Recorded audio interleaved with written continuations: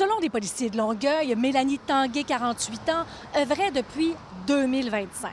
Elle faisait de l'entretien ménager dans 3 résidences de Saint-Bruno de Montarville et une résidence de Sainte-Julie. Ses clients étaient des personnes âgées vulnérables. J'ai donné un nom fictif.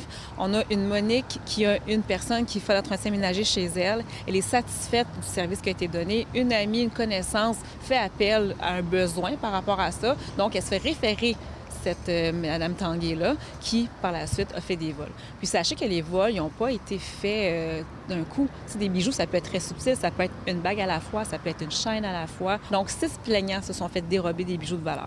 Lors de son arrestation, les policiers ont retrouvé une importante quantité de bijoux et pensent qu'elle a pu faire d'autres victimes. Souvent, les gens ne veulent pas en parler parce qu'ils sont gênés de cette fête à avoir. Donc, on veut que les gens dénoncent. Les policiers de Longueuil ont pu retracer certains des bijoux volés grâce aux 7 brocanteurs de la ville de Longueuil, comme ici, où Mélanie Tanguay a échangé à 7 reprises des bagues, des boucles d'oreilles pour un montant approximatif de 1 500 $. On prend juste un exemple. Ici, il était venu à un moment donné avec un bracelet. Fait que là, on lui a donné un montant X. Elle est revenue après ça, bague, boucle d'oreille. C'est dur pour nous de juger, puis on y est qui. T'sais, si la madame ou le monsieur a eu un hériteur ou il y a eu quelque chose. Ça fonctionne comment? T'sais, moi, j'arrive, par exemple, avec une bague en diamant. Qu'est-ce que tu vas faire? Bien, dans le fond, après l'avoir testé, évalué et tout, on va te demander des pièces d'identité pour créer ton dossier.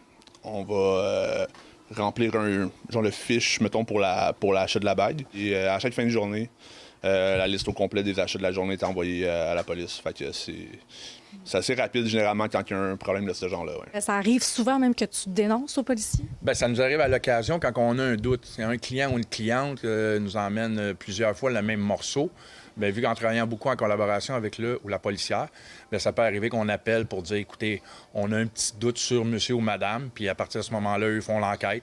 Puis si on peut sauver du monde ou on sauve des trafiquants, bien tant mieux.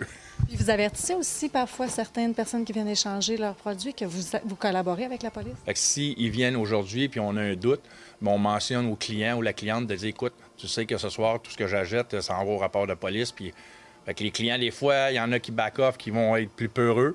Il y en a d'autres qui disent, bien, OK, il n'y a pas de problème. Mélanie Tanguay a été remise en liberté sous certaines conditions, entre autres de ne pas être en contact avec des personnes aînées vulnérables. Elle doit aussi être seulement à son propre domicile jusqu'à son retour en cours le 28 août prochain. À Longueuil, Véronique Dubé pour Nouveau Info.